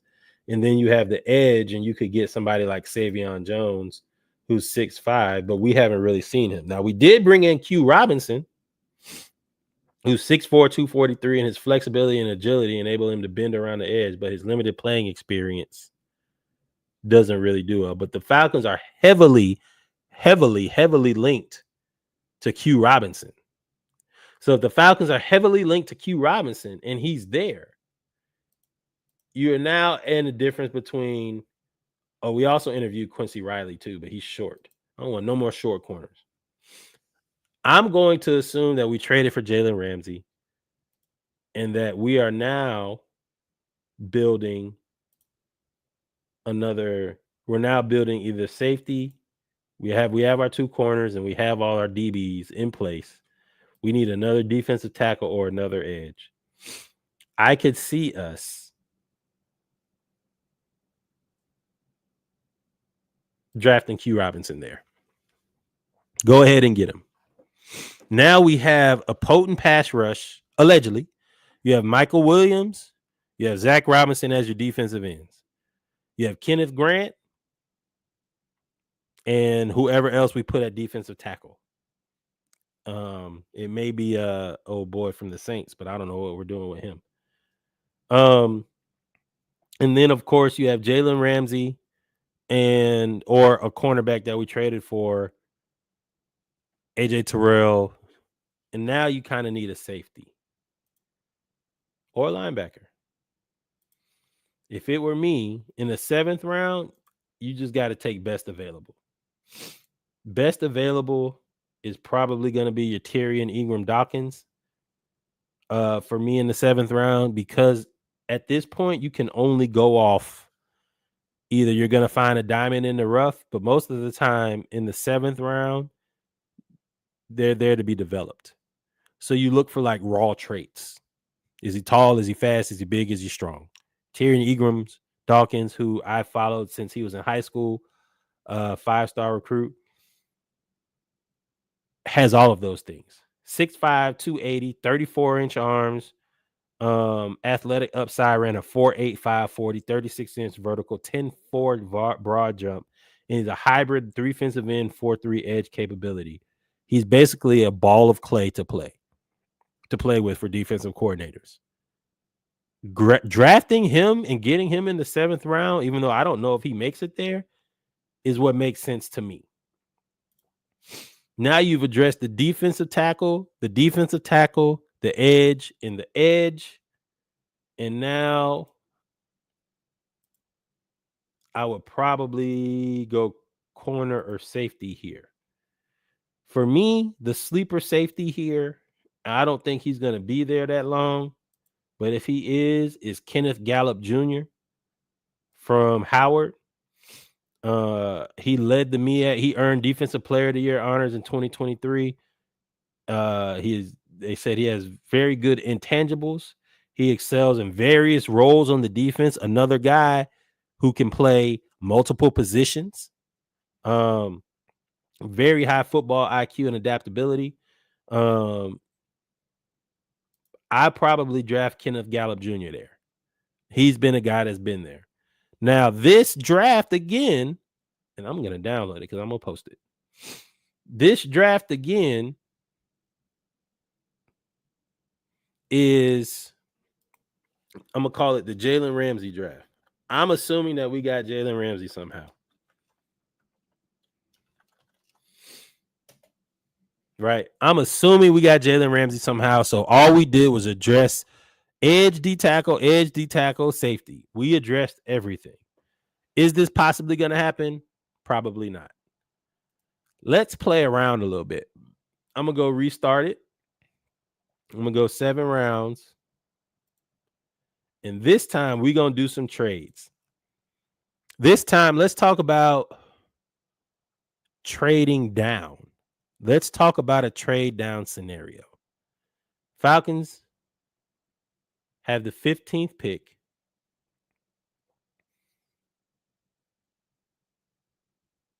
Hold up. And it still goes the same way that we think. Cam Ward, number 1, Abdul Carter, number 2, Travis Hunter, number 3. This is more likely for me that you got offensive tackle for the Patriots and Jacksonville. And then you also have Mason Graham, Tech, going to the Jets is interesting. Will Johnson, Ashton Jeanty to Boise State for the Saints. Will Johnson to the Panthers. Ashton Jeanty is interesting because I know that they have to figure out what they're going to do with Alvin Kamara. Kelvin Bates Jr. goes to Texas here. Jalen Walker, Georgia. Shamar Stewart, Texas A&M. Oregon. Derek Harmon, they need help. And, of course, Tyler Warren to Penn State. Every draft, he goes there. Every draft. Every mock draft I run on whatever website, Tyler Warren goes to the Indianapolis Colts. So now that leaves us with Shedeur Sanders, Matthew Golden, Mike Green, Jade Barron, Mike Hill. You have a lot of players left. So let's entertain the trades. The Saints are trying to give us everything to move up. Not going to take it. I'm not going to do anything with the Saints. If I make any trade, I need for us to get picks this year. And other teams know it too. The only team willing to give us picks this year in this trade scenario is Green Bay, but they want a 3rd round pick back. So we're essentially just swapping a 3rd round for a 2nd round and then moving down 8 spots, but also getting a 2nd round pick next year. If I had to do that, I wouldn't do that. I would try to get the 1st and 2nd round pick and then probably a 5th next year and keep my 118 and propose it. And they take it. So we moved down. We gained a 2nd round pick. We did lose out on Michael Williams. We lost out on Malachi Starks. We lost out on Mike Green. And we lost out on Nick Emignari. Right? So we've lost out on 3 players that we're all linked to. But there is still somebody that we're linked to that's there. There's 2 of them. There's James Pierce Jr., who is explosive at 6'5", 245, but he just reminds me of Vic Beasley. Vic Beasley was what, 6'2", 230, 240? Maybe Vic Beasley was like 225. A lot of unknowns. His run defense is not good, but his pass rushing is phenomenal. But he's been known to the effort. The motor doesn't run hot all the time. But you still have James Pierce Jr. there, and you still have Justin Simmons, who is a really good defensive tackle. He got injured, and in his 6 games, Simmons put out some of the best and most consistent tape in the class, allowing that's offensive tackle. Sorry, thinking defensive tackle. But Jahad Campbell is still there. Jahad Campbell is still there. And in this case, if I traded down and now my picks include another 2nd round pick, a 3rd round pick, and I still kept my 3rd round pick. So now I have 6 picks here. 1, 2, 3, 4, 5, 6. I added a pick. I probably go ahead and draft Jahad Campbell here. Sticks with your defense. He has the ability and size. Hold on. He has the ability and size to play edge. He has the ability, size, and coverage ability to play linebacker. Our linebackers were so bad at coverage, we fired them. So Jahad Campbell, who we are linked to, we did interview. And I think we sent somebody to their pro day. It does fill a need here. So now we're in the 2nd round. Let's look at the draft results after we did that. Tyler Booker, of course, Justin Simmons, James Pierce Jr. to Los Angeles in this trade scenario is fantastic for them. To add him to what's the defensive rookie of the year's name from Florida State? I'll think of it in a minute. To add him to that defensive line would be good. And Emeka Egbuka to the Lions is cool. I probably thought he would have gone to the Texans, but the Texans needed an offensive tackle. Nick Scorton to Washington, who just lost their defensive tackle. Scorton can play kind of both. Buffalo needs, of course, they definitely need a cornerback, and then offensive tackle, Chiefs, of course, in the edge for the Eagles. So how that plays out, how this draft plays out, I hate that we missed on Kenneth Grant. Goes to the Titans. He's there with Sweat at defensive tackle, which means that they're probably prepared to lose their star stud at defensive tackle. And then you also have all of these other players, Quinshon Judkins, all of this. So now we have to somehow get to defensive tackle, or we got to get a cornerback. Defensive tackle, we have interviewed, if I'm not mistaken, Walter Nolan. And we've also interviewed Tyleik Williams.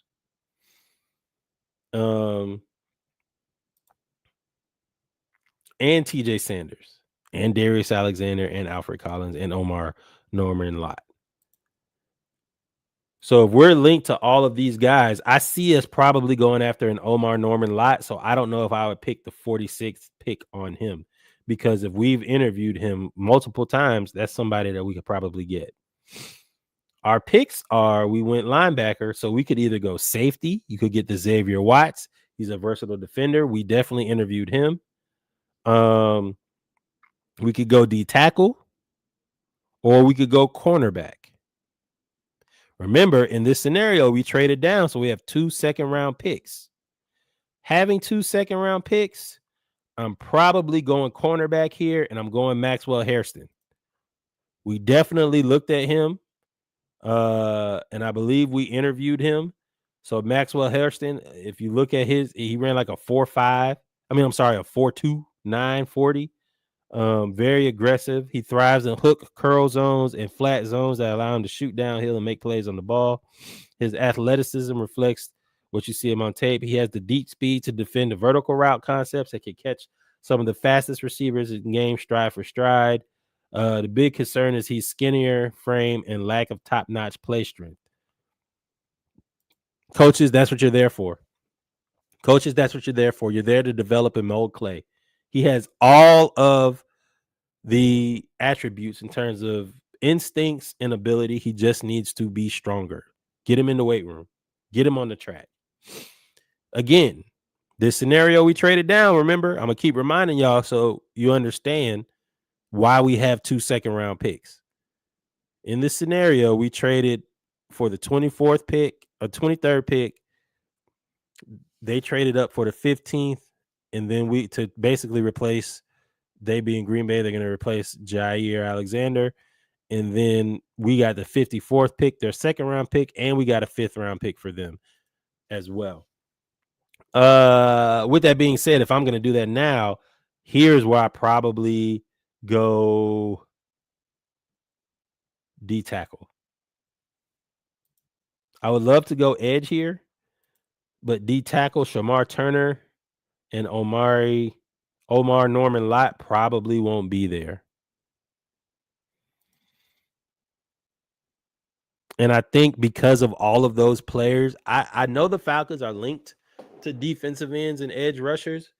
And I think Jahad, like I said before, Jahad Campbell allows you to be able to, he came out of high school as an edge. I think you're allowing him and Caden Ellis to kind of just play around and run around. Remember, we still have Caden Ellis there. So you basically have 2 of the same player in Caden Ellis and Jahad Campbell, except for Jahad Campbell is better at coverage. So if you can pair them together, you just want football players on the field. And I know they say Jalen Walker is close to a mold of what's his name from Dallas.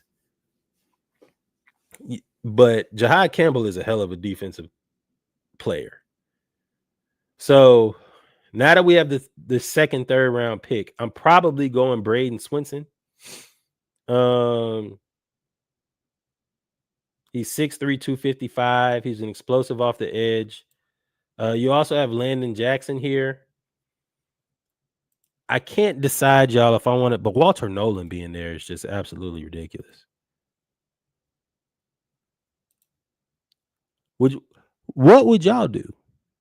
Maybe you trade down again. I'm gonna trade down again. I don't care. I'm not giving y'all Green Bay 5th though. Yeah, I am. Let's trade down again. Why not? We got nothing to do.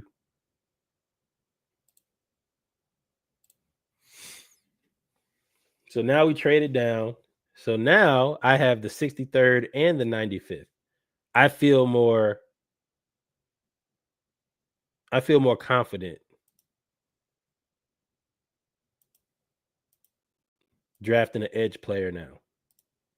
And that's going to be Braden Swinson, who we are linked to. So now we have 7 picks. So now that we're linked to Braden Swinson, let's see if we lost out on him. Omar Lott is not there, but we are also linked to Shamar Turner, and we did interview Joshua Farmer. So if I have to do that, and there's a linebacker there in Shmael Mundon Jr., I'm probably in this scenario going Josh Farmer. We need D tackle help, y'all. In any trade scenario I have, we need D tackle help. Linebacker. Shmael still there. I'm going linebacker again. Linebacker, cornerback, edge, D tackle, linebacker again. And then probably safety. Now we're in the 7th round. I may take 7th round off because it doesn't matter at this point. There's no reason for us to draft a 7th rounder. But why not? Let's see what we got. Dan Jackson, Dan the man. You're in a 4.4 40. 7th round. It doesn't matter to me. I don't know who Cam Jackson is. Oh, Terry Ingram-Dawkins is there. I'm always going to draft him. That's 2 D tackles, 2 edge players, or edge and a convert. And then, of course,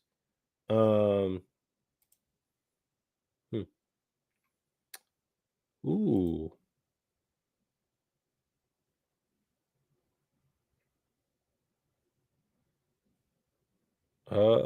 He's not as strong.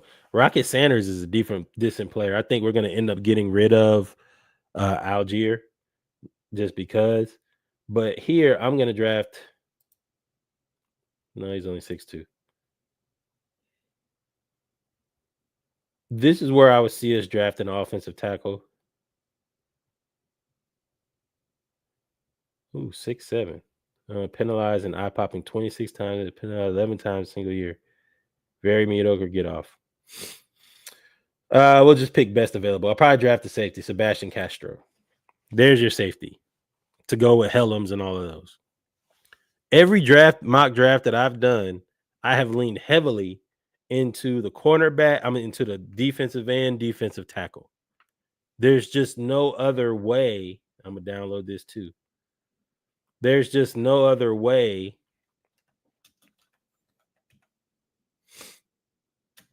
There's just no other way to address it. We don't have the money to go and assuming we don't really have the cash flow to do it. So we gotta draft these players. We gotta draft and try to trade down. Now we went through the trade down scenario where I traded down twice, and we also went through the scenario where we don't trade. So I'm gonna actually change this to 6 rounds instead of 7 because I don't care about the Falcons 2 7th round picks. I'm not gonna lie to you. Hopefully we hit on those. Maybe we hit on Mr. Irrelevant or not. But I'm gonna go 6 rounds here. So we went through trades. Pause draft. We went through trades where we traded down twice. And we also went to where we didn't trade at all. And I'll post those. If you had to pick the trades, if you had to pick a trade, where do you think we trade down to? Or would you trade down, or would you stay pat, or would you trade up? What if the Falcons traded up? What if the Falcons traded up? And I saw this here. What if the Falcons traded up to, let's see, we got 15. What if we traded up to 8?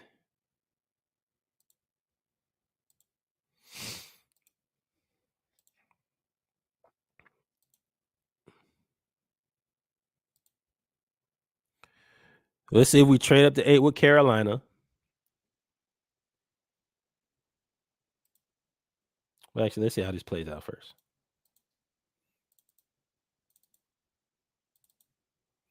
All right, so we're at 9.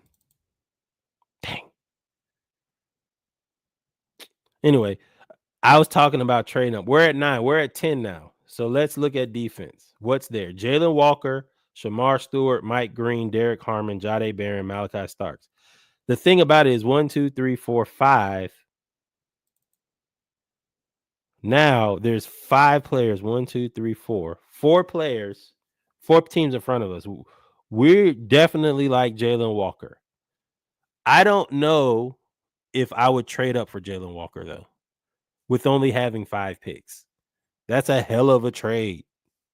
That's a hell of a trade, y'all. But let's play around. Let's say we trade up. Let's propose the trade with San Francisco. They got 1, 2, 3, 4, 5, 6, 7, 8. Yeah, 8 picks. They don't need to trade with us. They ain't really know where to trade. All these teams have a bunch of picks.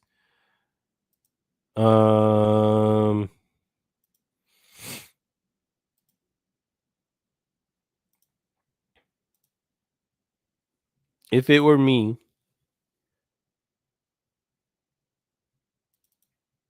there's Jalen Walker. He's gone. In this scenario, the way this is played out, I wouldn't trade up. We would draft Mike Green here. I wanted to do a scenario where we traded up, but in this point, if Mike Green is there, Malachi Starks, we're so heavily connected to Mike Green that I would see that happening. And I would not trade down at that point. I would go ahead and snap him up. Second round, in this scenario, we still have Tyleik Williams, Xavier Watts, TJ Sanders, bunch of defensive tackles. In this scenario, this is when I would, terrible trades.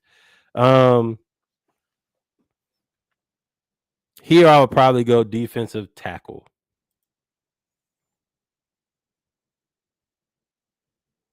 I lied. I'll go I'll go D tackle here.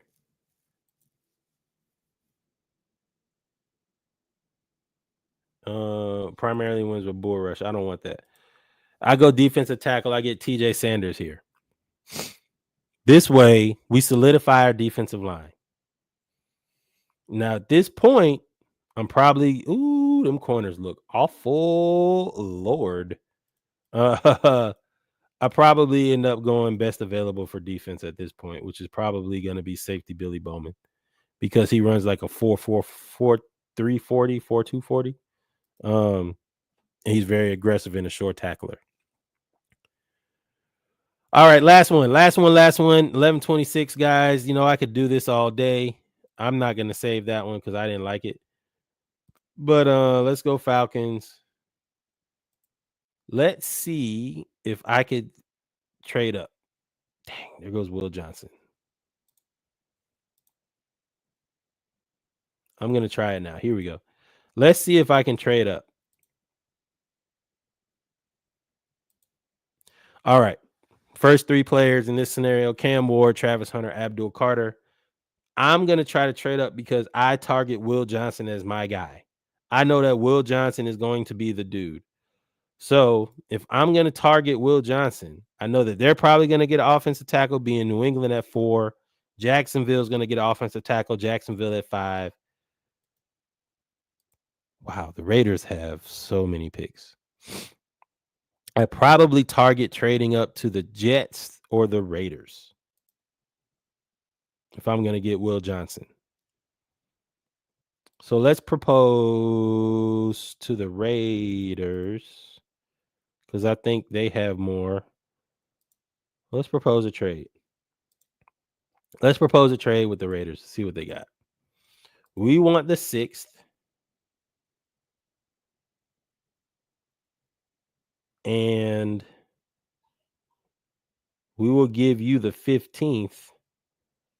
And we'll give you a 4th round pick next year. Nope. Of course, they're not going to say that. They're going to want something now. So let's go Raiders again. Let's propose the 15th for the 6th. What would y'all give up to move up? I'm going to propose giving up our 1st and 3rd and a 5th round pick next year to move up. Nope. Sheesh, the Raiders want a lot. Let's try the Jets. They have too many picks too. They have so many picks.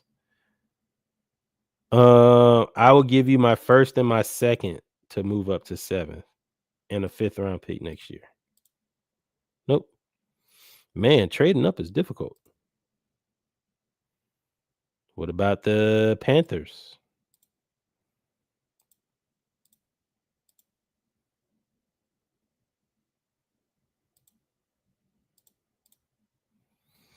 All right, y'all. I don't know how we're going to trade up, but I can't force it. So let's try I don't want to trade with the Saints. Let's try the Bears. The Bears may allow us to trade up.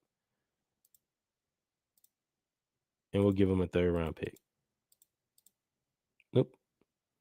All right. Well, we're just going to run this mock draft as it is. I can't trade up.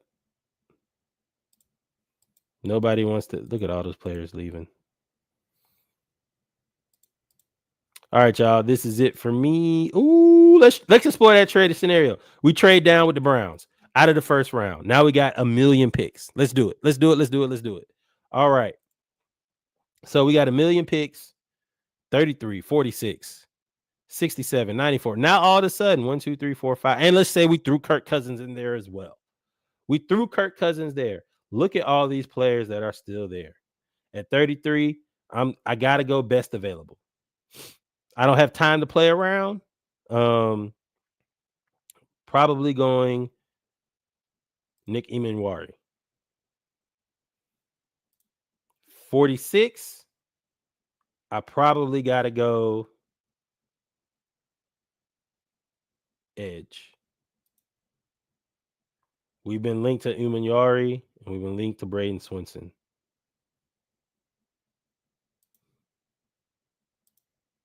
Ooh, but that cornerback Benjamin Morrison is there. What D tackles are there? TJ Sanders.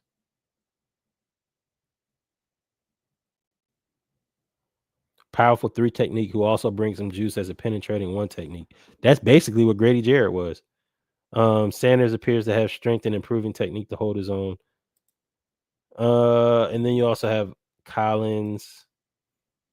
But Omari Lott may be there at 94.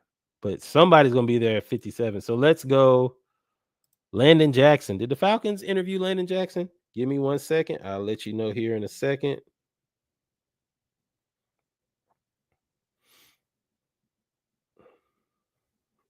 Atlanta Falcons. Landon Jackson.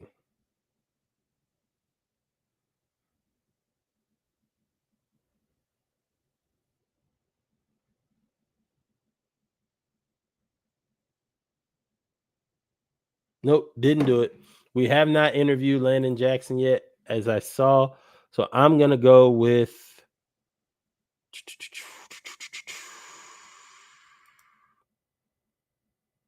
Benjamin Morrison here, cornerback. Then at 67, boom, Braden Swinson. Or D tackle. Who I got a D tackle?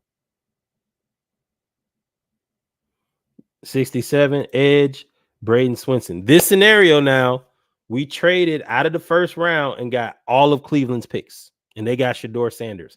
This, as crazy as y'all say it is, and I'm sure y'all saying this is insane, I would not be surprised if Cleveland got Abdul Carter and then tried to buy back up and get Shedeur. It's basically a 180 from what the Falcons tried to do last year when we surprised everybody at 8 and drafted Penix Jr. and we tried to trade up and get Latu, who ended out of UCLA, who ended up going to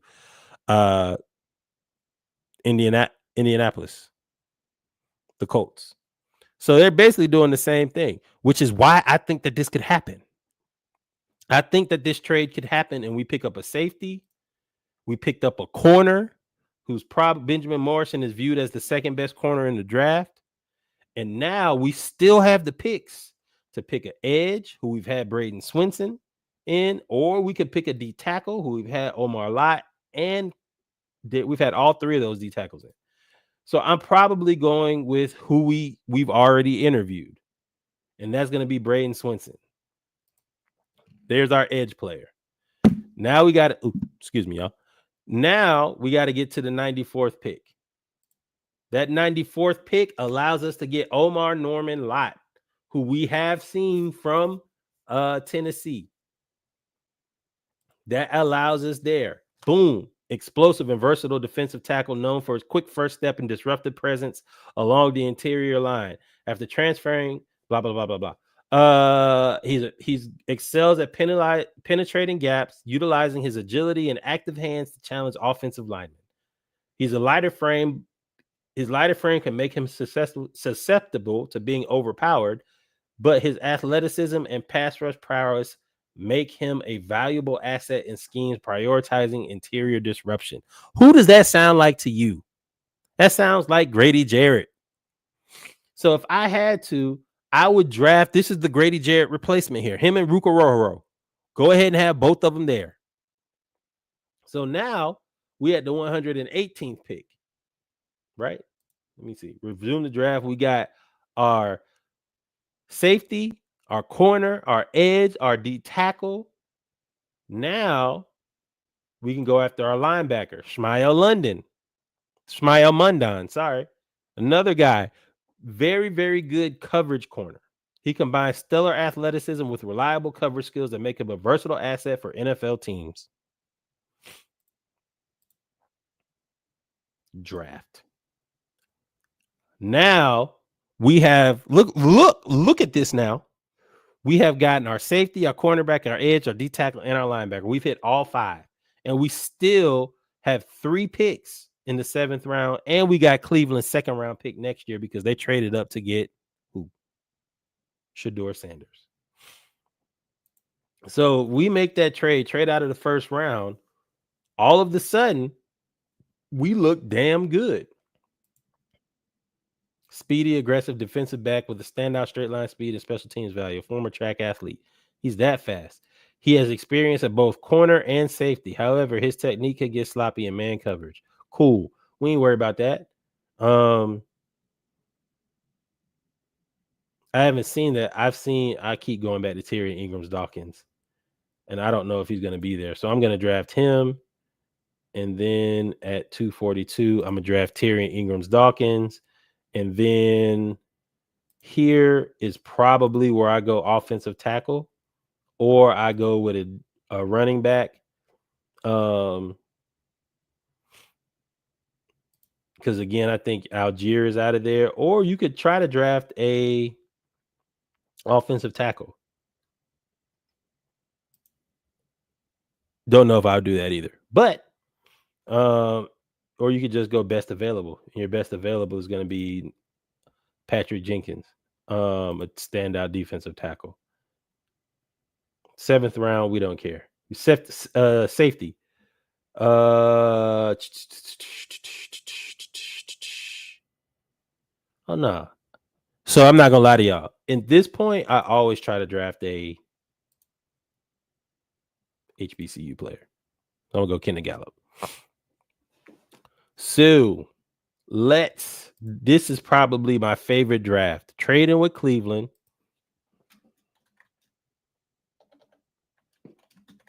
I'm gonna save it. So in this scenario, we traded down with Cleveland. We ended up getting by trading down with Cleveland and trading out of the first round, and Cleveland giving us basically their entire rest of the draft.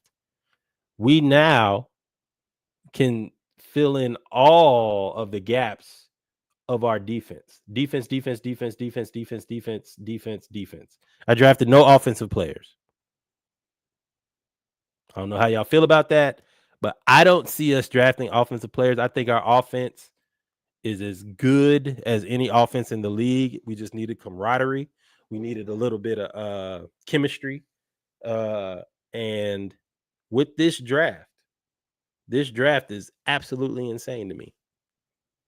But again, ladies and gentlemen, we've come to the end of episode 187 of the Splashcast. We talked about the Braves. We talked about the Hawks. We talked about the Falcons, and we did a whole lot of stuff with the Falcons with the mock drafts. Y'all make sure y'all like, follow, subscribe. Thank you for tuning in. Tell a friend. We'll be back Friday, possibly Friday evening or Saturday morning. Don't know which one yet, but we're going to talk about this Falcons draft. At least the first round, especially if anything crazy happens. Again, thank y'all for tuning in. Love y'all. Peace, love, and happiness. We're out of here. Peace. What do I need to do? Media assets. And y'all be safe.